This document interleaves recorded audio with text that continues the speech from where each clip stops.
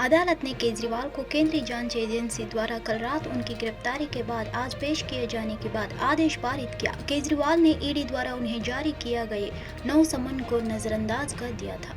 अदालत ने शुक्रवार को मुख्यमंत्री अरविंद केजरीवाल को कथित शराब नीति घोटाला मामले से संबंधित मनी लॉन्ड्रिंग मामले में 28 मार्च तक प्रवर्तन निदेशालय की हिरासत में भेज दिया है। ईडी ने 10 दिन का रिमांड मांगा था। राउज एवेन्यू कोर्ट के विशेष सीबीआई न्यायाधीश कावेरी बवेजा ने अपने फैसले में कहा, पेश मामले में साक्ष्यों व गवाहों के बयानों को देखने के बाद वे महसूस करती है कि आरोपी केजरीवाल से हिरासत में पूछताछ जरूरी है। उन्होंने ईडी के उस तर्क को स्वीकार कर लिया कि मामले की गंभीरता व अन्य आरोपियों के समक्ष आमना सामना करवाना जरूरी है ताकि सभी तथ्यों को खुलासा हो सके। अदालत ने केजरीवाल को केंद्रीय जांच एजेंसी द्वारा कल रात उनकी गिरफ्तारी के बाद आज पेश किए जाने के बाद आदेश पारित किया। केजरीवाल ने ईडी द्वारा उन्हें जारी किए गए 9 समन को नजरअंदाज कर दिया था। इस मामले में आम आदमी पार्टी के नेता मनीष सिसोदिया और संजय सिंह भी आरोपी हैं और फिलहाल न्यायिक हिरासत में हैं। अदालत ने ईडी को आरोपी केजरीवाल की समय समय पर चिकित्सा जांच करवाने को निर्देश दिया है। इसके अलावा केजरीवाल के वकीलों व परिवार के सदस्यों को तय नियमों के तहत मिलने की मंजूरी प्रदान की है।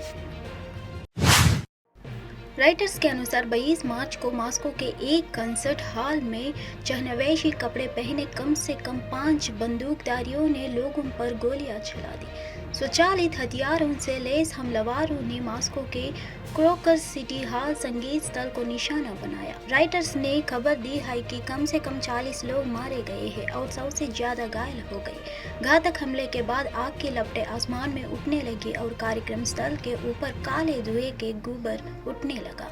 यह तुरंत स्पष्ट नहीं हो सका कि बंदूकधारी कौन थे। राष्ट्रपति व्लादिमीर पुतिन के दोबारा चुने जाने के कुछ दिनों बाद और रूस यूक्रेन के साथ युद्ध की तैयारी कर रहा है, जिसके बाद गोलीबारी शुरू हुई। संयुक्त राज्य अमेरिका के रणनीतिक संचार के लिए एनएससी समन्वयक जॉन किर्बी ने इस घटना पर चिंता व्यक्त की है।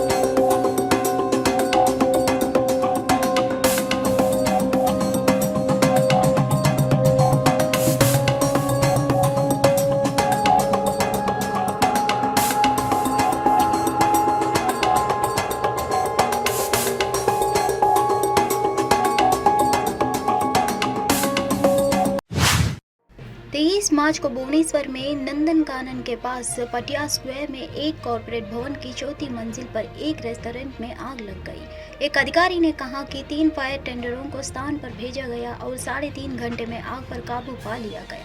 भुवनेश्वर के उप अग्निशमन अधिकारी अभिनय कुमार स्वैन ने पुष्टि की कि कोई घायल या हताहत नहीं हुई है।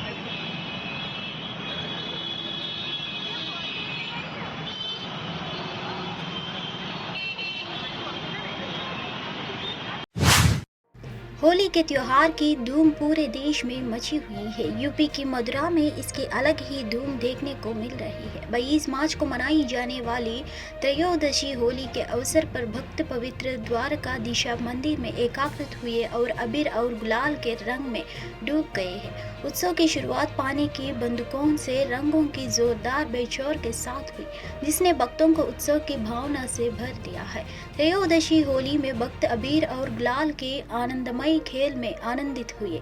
उनके चेहरे रंग बिरंगे नजरे के खुशी से चमक रहे थे। इस कार्यक्रम में पूरे भारत और विदेश से बड़ी संख्या में लोग एकाग्रत हुए, जो मथुरा के और प्रतिष्ठित द्वारकाधीश मंदिर द्वारा पेश की जाने वाली अनूठी और आनंदमय होली के अनुभव में भाग लेने के लिए उत्सुक थे। हो रही है क्योंकि पुष्टि मार्ग संप्रदाय में ठाकुर जी की जो सेवा है उसका बाल स्वरूप है, तो बालक को बाहर के मौसम की अनुभूति कराना ही एक परंपरा है। तो आज मान्यताओं के अनुसार ठाकुर जी बगीचे में विराजमान हुए हैं और बगीचे में विराजमान होकर होली खेल रहे हैं। ये क्रम आज है, क्योंकि ब्रज की जहाँ आप बात कर रहे हैं तो सब जग होरी या ब्रज होरा। होरा से मेरा तात्पर्य है कि बसंत पंचमी के दिन से प्रारंभ हुआ कार्यक्रम, जिसमें आप देखिए नंदगाम है, बरसाना है, गोकुल है, वृंदावन। 22 मार्च को नासिक रोड रेलवे स्टेशन के पास मुंबई गोरखपुर गोदान एक्सप्रेस की 2 बोगियां में आग लग गई। दोनों बोगियां में आग की लपटें और धुआं निकलने से यात्रियों में हड़कंप मच गया। आग की सूचना मिलते ही रेलवे पुलिस और प्रशासन के अधिकारी तुरंत घटनास्थल पर पहुंचे। अचानक लगी आग का कारण अभी तक स्पष्ट नहीं हो सका है। अधिक जानकारी की प्रतीक्षा है। बहुत दूर है।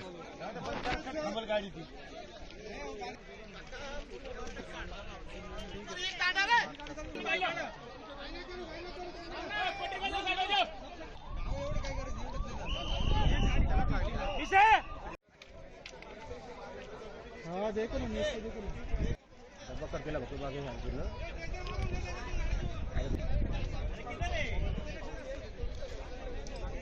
गाड़ी की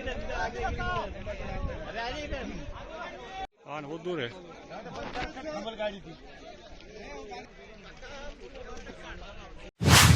राज्यसभा में यूपी से कांग्रेस का एक भी सदस्य नहीं है। यूपी के वरिष्ठ कांग्रेस नेता प्रमोद तिवारी राज्यसभा में राजस्थान की नुमाइंदगी कर रहे हैं। यूपी विधान परिषद में भी कांग्रेस का एक भी सदस्य नहीं रह गया है। इसके बावजूद ऐसा नहीं कहा जा सकता है कि कांग्रेस पूरी तरह से शक्तिविहीन हो गई है।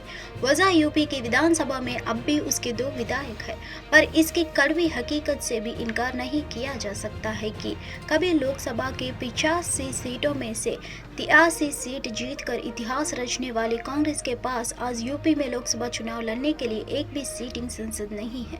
पार्टी लगातार अपना जनाधार खोती जा रही है। एक एक कर हर तरह के प्रयोग और समझौते कर चुकी पार्टी 80 सीटों वाली राज्य में आज़ादी के बाद सबसे कम सिर्फ 17 सीटों पर चुनाव लड़ने की हैसियत में आ गई है। उसे समाजवादी पार्टी के जूनियर साथी की हैसियत में रहकर यहां चुनाव लड़ना पड़ रहा है।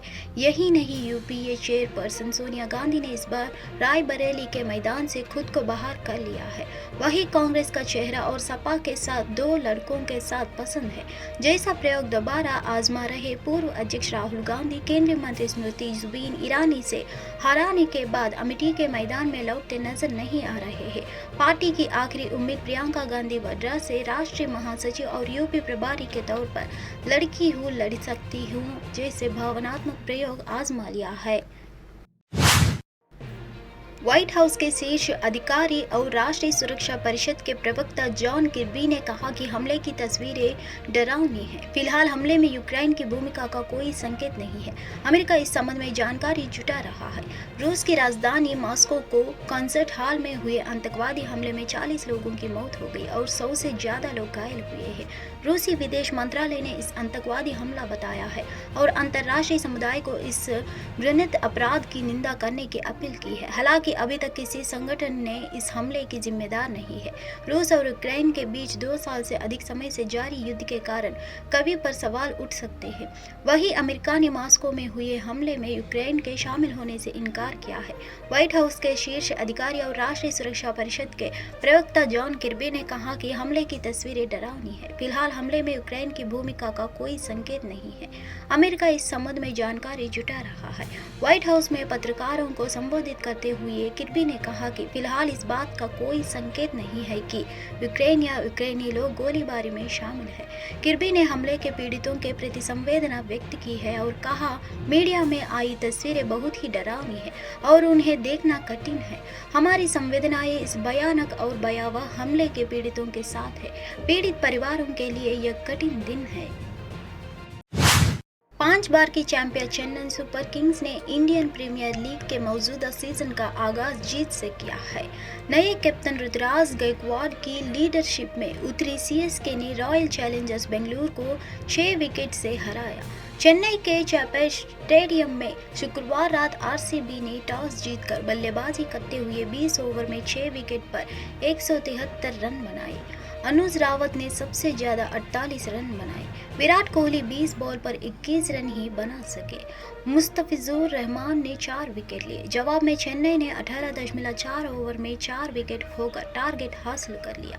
शिवम दुबे ने और रविंद्र जडेजा ने 5वें विकेट के लिए नाबाद 60 रन जोड़े। जीत के hero left hand pacer Mustafizur Rahman रहे। उन्होंने 29 रन देकर 4 विकेट झटके। रहमान को प्लेयर ऑफ द मैच चुना गया है।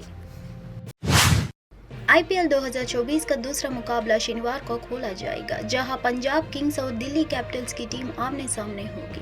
दोनों टीमों का यह इस सीजन पहला मुकाबला होने जा रहा है। ऐसे में दोनों को उम्मीद होगी कि सीजन की शुरुआत धमाकेदार अंदाज में की जाए। ऐसे में फैंस को कांट की टक्कर देखने को मिल सकती है। शिखर धवन के नेतृत्व में पंजाब पिछले सीजन में अंक तालिका में 8वें स्थान पर रही थी। इस बीच कैपिटल्स में कप्तान ऋषभ पंत की कार दुर्घटना के बाद 14 महीने में पहली बार वापसी होगी। दिल्ली पिछले सीजन में किंग्स से ठीक नीचे 10 अंकों के साथ 9वें स्थान पर रही थी। ऐसे में दोनों के लिए यह सीजन कमबैक करने का मौका है। आपको बता दें कि यह इस सीजन का दोपहर वाला पहला मैच होने जा रहा है। ऐसे में आइए इस रोमांचक मुकाबले से जुड़ी सभी जानकारियों के बारे में जानते हैं। भारतीय क्रिकेट टीम के कैप्टन रहे महेंद्र सिंह धोनी ने गुरुवार सवेरे अपने जाने पहचाने अंदाज में चेन्नई सुपर किंग्स की टीम मैनेजमेंट को बताया कि वो टीम की कैप्टनी छोड़ रहे हैं। इससे पहले उन्होंने टीम के अपने दूसरे साथियों और सहयोगियों के साथ नाश्ते की मेज पर इस पर चर्चा की थी।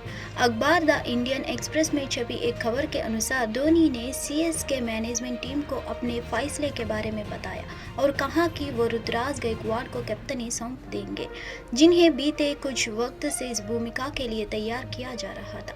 ऋतुराज के बारे में सीएसके के मुख्य कार्यकारी अधिकारी काशी विश्वनाथन कह चुके हैं कि इस भूमिका के लिए उन्हें 2 साल से तैयार किया जा रहा था। अखबार लिखता है कि ये अचानक हुआ फैसला है, लेकिन साल 2022 में जब रविंद्र जडेजा कप्तान बने थे, उस वक्त की तुलना में मौजूदा वक्त में टीम बेहतर स्थिति में है।